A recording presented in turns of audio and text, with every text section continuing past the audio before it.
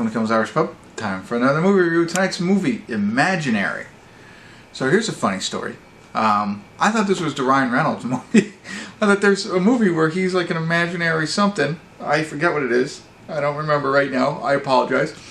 But I've seen this picture, Imaginary, with a little teddy bear on it. And I thought, okay, that's the Ryan Reynolds movie that's going to be, you know, for kids and stuff like that.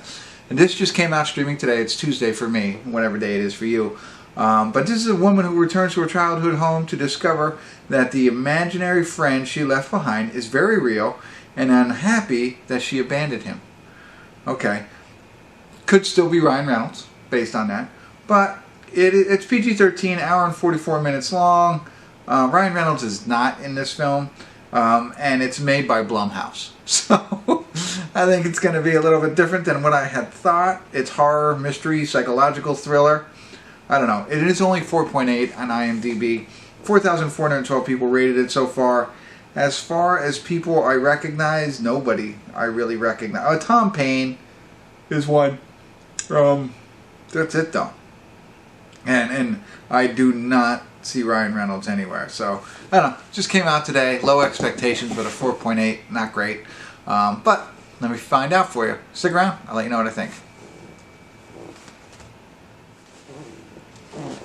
Hey everybody, we're at the credits of Imaginary, and you know, while it wasn't my favorite movie, it wasn't 4.8 bad, I don't think. I'm trying to rethink it. Now, up until the last half hour, it's your standard scary movie, I guess. I don't know what the better was. Not horror, scary.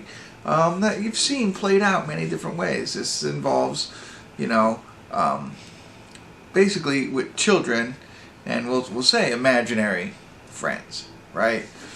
So it just so happens that they move into, so this woman remarries into a family with a, you know, obviously a husband and 2 daughters. Okay, and for luck it has it, they move back into her old childhood house. Right? As they move in, this girl finds a little bear. She becomes friends with this little bear and makes an imaginary friend out of all this. Now, from this, strange things start to happen. The girl's acting a little different, so on and so forth, and so that they think that there's, you know, a something going on with this imaginary friend, and that it's, you know, more than it seems. And so that's what you get. Like you've seen these types of things, and it kind of, not like Chucky, but you know, I mean, like, you know, when the, or Annabelle or something like that, where the doll's kind of bad, that kind of thing. So it's that same vibe, if you will. I think this is 2 reviews in a row that I used the term vibe, so I apologize, but that's what you're getting, right? So strange things are happening. You don't understand what's going on, and there's something sinister going along with this new bear, this new imaginary thing.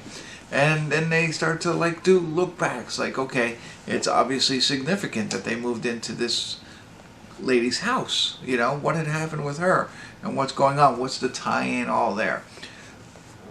And so all that I liked, and I thought it was good. As far as scary stuff, for me, there was no real jump. There was probably one jump, but I didn't get it. Was one jump scare. Didn't work on me. No offense. No, not like I get jump scared a lot. This one didn't happen. You could see it kind of coming. Everything else is more visually scary, like images that may stick in your mind when you go to bed at night. That kind of thing. So if that, you know, so I think it's important to share that type of, you know, scariness, because, you know, jump scare you get over and then maybe you're fine. But then there's certain other things where you see things and they're kind of there in the shadows, and then they're not. That's another one. And then just oh, you see something and that image is like, whoa. You know what I mean? Like if anybody's seen The Ring and the girl in the closet, like that kind of, that's what I mean by images that stick with you. So that's what's in this. It's not over the top. Definitely not over the top. It's not at the level of Ring by any stretch of your imagination. But that's the scariness that you're getting here. It's just some images and I guess some, you know, some thoughts that things can be going on. That's it. You know, it's not that super scary. And it's PG-13. So there you go. But it gets to a point in the last half hour Right, I get it. They had to take it somewhere, right? I mean, they can't just tell the story and have it end. And I don't know, the last half hour, I don't know, I didn't like it that much. And it's hard for me to explain without going into greater detail, but they have to tell what's going on here visually on the screen, and they have to, complete the storyline. Just, not that, I think the way that they did it is the only way they could really do it, but it just didn't, I don't know. That was the part that kind of brought me down a little bit, but they had nowhere else to go, I don't think, unless they don't, unless they just keep it completely wide open and you have no clue what's going on. And I'll say a little bit more in the spoiler alert, because I feel like I'm stammering over my own self, but that piece was the only piece where it was like, still, I don't think it's as low as a 4.8. It's just a 6, I think. I don't think it's a 4.8 or a 5. But it also reminded me, it's like a combination of Annabelle, for some reason Beetlejuice, and then what was the last? There was another. Beetlejuice, and Freddy, Nightmare on Elm Street. And you'll see what I mean if you kind of get that. So there you go. I don't know. If you're into these kinds of things, and I like Dominic, I know you like scary movies. Maybe. Don't get your hopes up. Go into it with low expectations, with the 4.8 expectations, but come out of it thinking, hey, maybe not a home run, but it's definitely not something you wasted an hour and 44 minutes on. There you go. That's my summary. So with all that said, I'm going to quickly go into spoiler alert. So if you haven't seen it, you don't want to hear any more, check out now. Thank you for tuning in. But you know what I mean. Like I don't know why I felt Beetlejuicy, but it just did.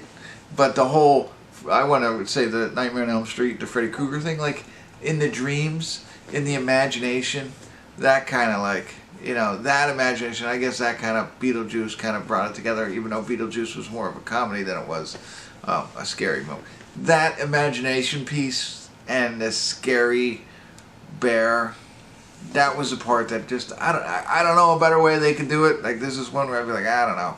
Maybe you just leave it a mystery and you never find out.